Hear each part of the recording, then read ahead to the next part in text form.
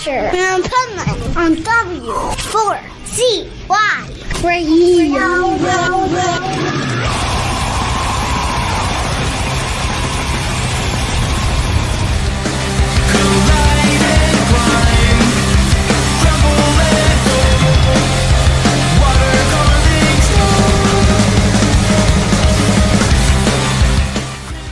This is the Pipeman here on the Adventures of Pipeman W4CY Radio, and I'm very excited because we have some new music we're going to talk about.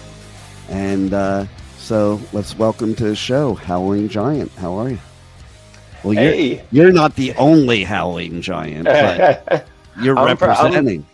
I'm representing. I'm Sebastian. I'm the bass player, and I am the tallest person in the band, so literally I am the giant. Well, there you go. How tall? I'm 6'3".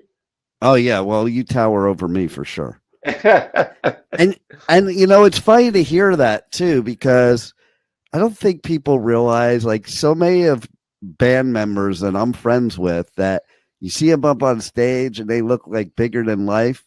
Mm-hmm. Most of them aren't that tall. Yep. You know? You go backstage and you meet them and they're like half the height. Right. Exactly. It's It's like you do imagine a giant in your head. Yep. Well, the stage helps, you know. The stage helps for sure. Oh, it definitely does.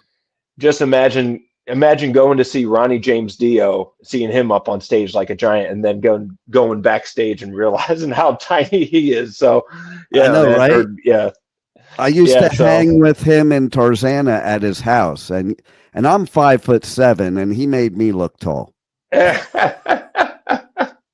Oh man, you know. Oh man, yeah, man. I'm used to being the tallest one on stage. The only problem is that I hit my head multiple times on things, so that's often not good.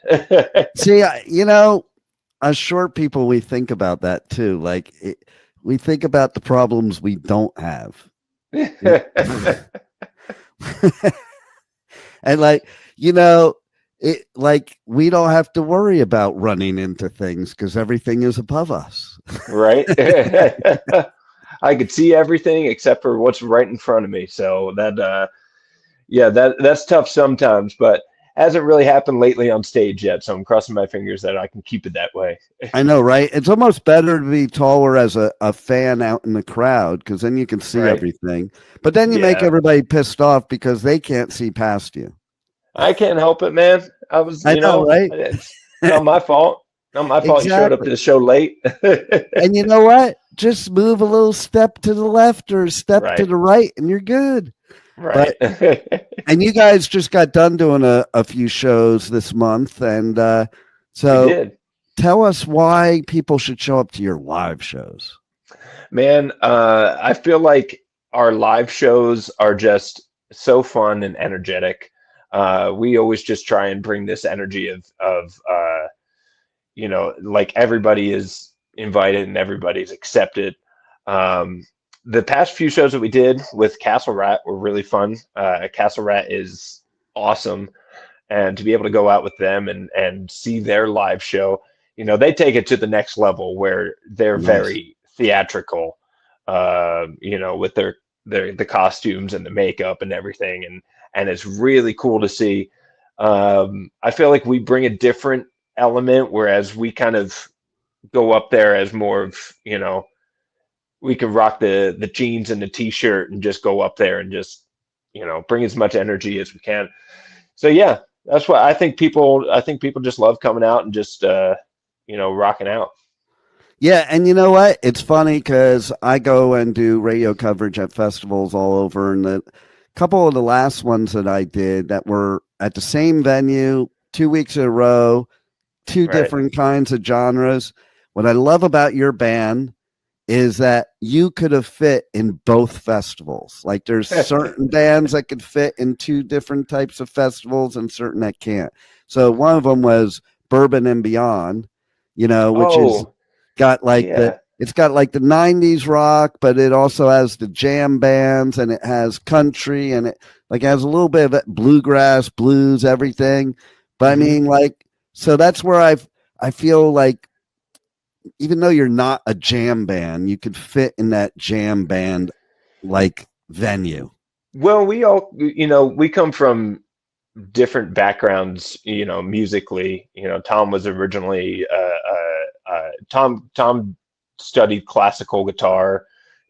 Zach was in a marching band, and so we all have this kind of large appreciation for music that's not just metal or rock. So we kind of try to bring a lot of that to our style, if that makes sense.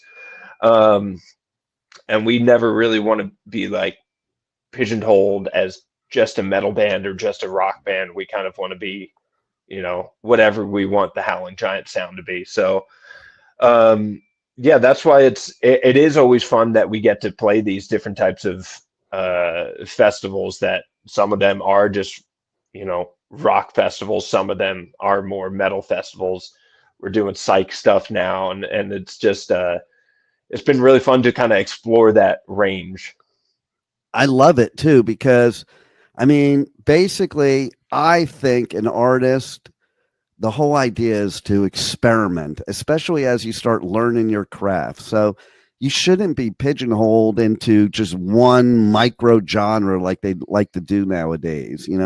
I'm a total metalhead, but I'm also the type that likes the psychedelic rock and the jam bands. And, I would go when I was a teenager to Slayer on a Friday night, Grateful Dead on a Saturday. And, and it's like, I think everybody's that way. You don't just like one type of music. I think anybody that says that, they're lying, and they're doing like we did in the 80s, whereas like you weren't allowed to like this other stuff. So you really did like it, but you just never admitted it, Yeah.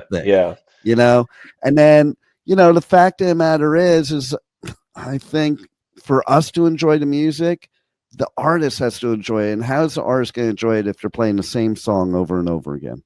Exactly. We like to switch it up too. And that's one of the reasons why I'm so excited for this new record to come out, is because, there's so many new songs that we get to play on there and really showcase to people. And it is tough too when you have such a, I'm not trying to make this seem like I'm bragging or whatever, but, we have a fairly good catalog of songs to pick from when we're doing live shows. Right. And so there's always going to be songs that we just like kind of miss or haven't played in a while. So yeah, being able to like freshen that up a little bit is kind of nice. And also, yeah, again, just doing, we're doing stuff that has, metal in it, has rock, and then we have, part of our show that's really just kind of chill and psychedelic. And so it's really fun to be able to play all of those different things. Yeah. And so like the next week was Louder Than Life. So oh, nice. That's where you fit in metal wise. Yep. And I'll tell you a funny story too that you would appreciate. So I was at Bourbon Beyond in the audience. I was joking with my friends who are jam band friends, and I was like, what do you think if I start a mosh pit? And it was during Fish. Fish was playing, okay? Oh, man. And then it was rather interesting because like a couple hours into their set, because, they do the whole 3-hour set thing, a lot of people were in a very different state of mind in the beginning of the set, if you catch my drift, as you do. Yeah. And it was so funny to me because I'm watching people and it looked to me like a mosh pit without anybody touching anybody. So everybody was trying to be super careful. Right. Yeah, they're all like moving around like they're in a mosh pit, but not touching anybody. And I'm like, well, see, you could do that. Would be a cool mosh pit to do at a Fish show. Yep. An appropriate mosh pit for a Fish show, I'd say. Exactly. And, you mentioned about classically trained, like, I think a lot of people don't even realize, I've been saying this for years, that metal is a derivative of classical music, and most people don't know that. It 100% is. It 100% is. There's so much classical. I mean, just listen to artists like Yngwie. Yeah. He's one of the probably most popular metal guitarists in the world, and he's just a ton of classical stuff. So yeah, it's always been there. And I think for Tom to have that classical training, but then transition that into something that could, he could also play the meathead riffs and the stoner riffs and, the prog and psych stuff. That's why he's always one of my favorites to watch. He's just awesome. Nice. And okay, so as everybody knows in the world right now, Rush is going to be coming back to do shows. And I have always viewed Rush as like prog metal. Like a lot of people may not view it that way, but like 2112 is pretty freaking metal. And so is everything before that. Like you take like the first Rush album, to me, that's kind of hard rock metal, so it does go hand in hand. And for sure. And speaking of a band like that, okay, and transition, you guys have transitioned from a 3-piece to a 4-piece. Mm-hmm. Tell us how that happened. How did that happen? So we've done most of the stuff. Most of our past releases have been as a 3-piece. I joined in 2018. The guys started, Zach and Tom started this in, I think, 2014. So we were just jamming for forever. We did have our good buddy James. He filled in on guitar for about a year, and he's helped us in the songwriting front too. So there was a portion of Howling Giant history before where we were a 4-piece and we went back to being a 3-piece. And when we were looking for a new guitar player, there was only kind of one idea in mind. That was Adrian. And he's just super awesome, man. We played with him, multiple times on tour with his other bands, and we've stayed at his house before. And so we know that he was the one guy to, fit. And he joined towards the end of our recording process for Crucible Ruin. And the stuff that he was able to add in on that process was just absolutely awesome. And he's just been a perfect fit ever since. So it's also been really nice for me too, because, when you're a 3-piece as the bass player, sometimes you're kind of picking up that rhythm guitar role a little bit. And so it's been nice for us to actually have those 2 guitar players where I can really just focus on I'm just being the bass player, Nice. It does make a difference too, I think, because it's a very different vibe. And I think being a bass player or a guitar player, you follow a different person in the band. Like, like the bassist and the drummer are always usually in line with each other. And, so it would be very difficult to try to play both roles. Exactly. Yeah. And just tonally, it was just, tough to kind of get that like perfect tone that we wanted, as far as guitar and bass is concerned. But yeah, once Adrian joined, man, it clicked like that. And so he's been awesome on the road. It's been a pleasure having him. And we're stoked to do this next tour with him. Nice. And so do you think that's made a huge difference in your music for this new album? For sure. Because on our previous releases, we had a friend of ours do keys and synth and organ. A friend who lives down in Texas, and he's known us for a while, and so we've always kind of collaborated with him. But for this record, we took a different direction, and Adrian has kind of taken the role of doing not only the extra guitar layers, but he also does synth. Nice. And so he added his own flavor of synth and guitar on the record. And the guitar, I'd say that this record is a little bit more guitar focused rather than our past releases. It's kind of more like riff driven songs. Nice. And yeah, he's just enhanced that to like the next degree. It's crazy. And that's way cool because I think that also goes in line from where you guys are from, because I think guitar music from there, from Nashville, is like Right. that's what it's all about right there. Yeah, man.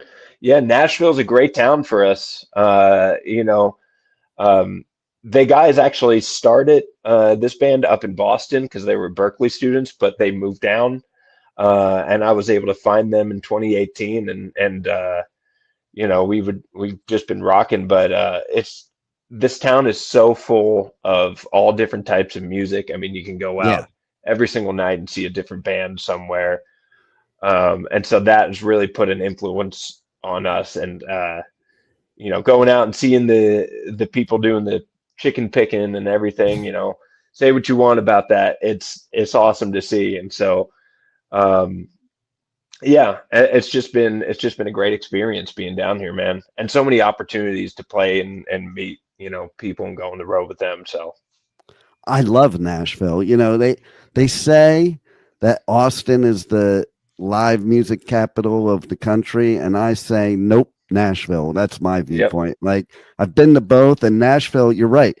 No matter where you walk, there's a live band playing. Like, you could just walk down the street and take your pick of like 50 different live music shows within a few blocks. And also, no matter where you walk, there's usually a drunk tourist somewhere. But which that's kind of fun sometimes too. Yeah. It just adds to the culture of Nashville.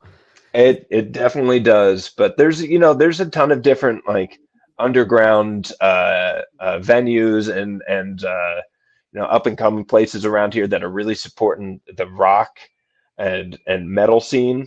Which is kind of cool. A lot of people do think just when you're coming to Nashville, it's the country music capital. It's Country Music Hall of Fame and all that sort of stuff. So I get that, but there is definitely like an underground heavy music and heavy metal scene here, which is really cool. And I've found a lot of artists have been gravitating to Nashville. Like, even look at Steven Tyler. Like, man, it's the place to be.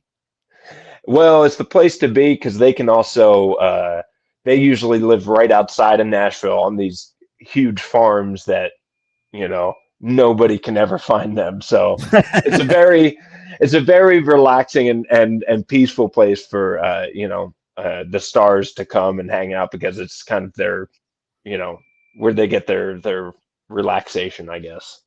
See, I love places like that though, because like I'm born in New York, grew up in Jersey, and I love New York City, but I also love getting out of New York City. So it would be like, it was cool to live in Jersey out, in the middle of nowhere, right, but like being 10, 15 minutes from the city. Right. Yeah.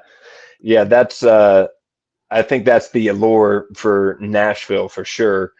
Granted, there's been so many musicians coming to Nashville that it's just been like blowing up here. But yeah, every now and then you'll just see at a random show. I went to a show, this was years and years ago, actually. Went to a show and it was Steven Tyler's like backing band, I think. And maybe 100 people in the audience, and Steven Tyler got up and sang. Nice.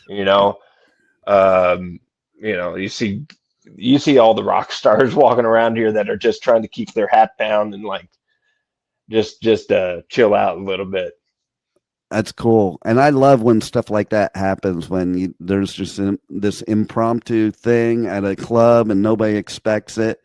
Right. I think as an artists probably love that too, because sometimes when you get to that level, you might miss those old days. Not the bad parts of it, but the cool parts of the intimacy with the crowd. Exactly. Yeah. Yeah. And it's just always so fun to see, you never know in Nashville who's going to pop up. And it's for all different genres too. Like I work at when I'm off the road, I work at a venue in town here. And one night we just randomly had Vince Gill come up and play a couple songs, so it's a truly special place to be in. Totally. And man, your music is badass. And I love how the new album, how you have all these different types of vinyl and even cassette. Like, Yeah, I man. dig how cassette kind of made a comeback after COVID, especially with the vinyl, like being so hard to get. And even like Metallica on their newest album, they released it on cassette. And I'm like, that's Yep. pretty cool. I think it's the next thing that's making the comeback. You know, Right? the vinyl is still popular, and I think vinyl is always going to be popular no matter what. But the cassette is definitely making a comeback. We did it first when we for our first record, The Space Between Worlds. We had a friend of ours who did. He basically did custom artwork for like he gave us like 15 cassettes. It was all very limited stuff, but he did custom artwork on each and every one of them, and it was all numbered, and it was our first record, so we were like, okay, this is super cool to have. And I think we're doing it again for this one. I'm pretty sure. I know we just got the vinyls and CDs in, and we're sending those out. I got to take a look at them, and they're just like, man, so freaking cool. Right. Because I love artwork that comes along with the music. Like, to me, it's a Right. package deal. I think that's what a lot of people are missing nowadays is that package deal and that experience of, I say it all the time. Like, I remember I would get an album, put my headphones on, and just immerse myself in everything in the album while I'm listening, and all the artwork and the lyrics and everything. Yep, it's an immersive experience for sure. And we've really lucked out because Tom's mom has done the artwork for Nice. the majority of our releases, including this one. And so we've really been able to keep everything in house, and not have to, resort to like an artist who's crazy expensive, or we Doesn't haven't see been your able to, vision. or doesn't see that. Yeah, that's really the main thing is, we want people to be able to see our vision. And usually we could just, what happens is Tom will just draw a little like tiny sketch on a napkin or something and give it to his mom, and his mom will come back with this amazing piece of artwork that is really, really cool. Love it. Yeah, she's been doing most of our stuff, man, and it's been nice to have an actual artist again, rather than, I know that some bands or some artists have been doing AI and all that sort of stuff, and it's just doesn't seem right to us. I agree, man. I think making music, they do it with podcasts too. Like, now the big thing is, oh, you can make a whole podcast with AI. Well, why would I want to do that? Like, the whole idea of music and art and podcasts is expression, human expression. So Exactly. when you take that out of the equation and you take the passion and the emotion out of the equation, what are you left with? Right. You're not really left with much. And then at the same time too, there's these artists that are out there that are, have been doing this and making this their living, and all of a sudden AI comes around and can do the, same exact thing. Anyway, we just love to support Tom's, mom, and her art is just so cool. She has a really specific way of doing it with this alcohol paint that is, it's almost like watercolor. It just looks really awesome. That's wild. I love that. Yeah, man. So tell everybody how they can reach out to you guys on socials, on the web, how they can get the new album, buy your merch, all that good stuff. Yeah, man. So we're on all the socials, Facebook, Instagram, YouTube, X, and then TikTok as well. You can get our stuff on Bandcamp. You can pre-order the record now. It's just bandcamp.com/howlinggiant. And yeah, just check us out on there. We got our new, the new album comes out on Halloween. So October 31st, keep an eye out. And then we'll be jumping on the road after that with Ancients in November. Nice. Yeah, we're going to be hitting North America and a little bit of Canada as well. So yeah, keep an eye out for those dates. We got them posted on all of our social media, so check it out. Yeah, and I was going to even ask you too, was it on purpose that you picked Halloween since you're Howling Giant and it kind of goes together? It does fit a theme a little bit. Really did kind of just end up that this was the specific period of time that our record label had to release this. But yeah, we were, as soon as we figured out that like this was the available time, we're like, man, yeah, we'll do a Halloween record. There you go. Why not? It's perfect. Yeah, make it a little spooky. There you go. I love it, and I love the new music, so everybody has to go check it out. And I would strongly suggest checking all the different options you have, because you have all these different color albums, and it's really cool. Yeah, and we just saw them come in the other day, and they look awesome. I love it. Well, thanks a lot for giving us great music for a long time now, but giving us new music too. And thanks for being on the Adventures of Pipeman. Thank you so much for having me. I appreciate it. Thank you for listening to the Adventures of Pipeman on W4CY Radio.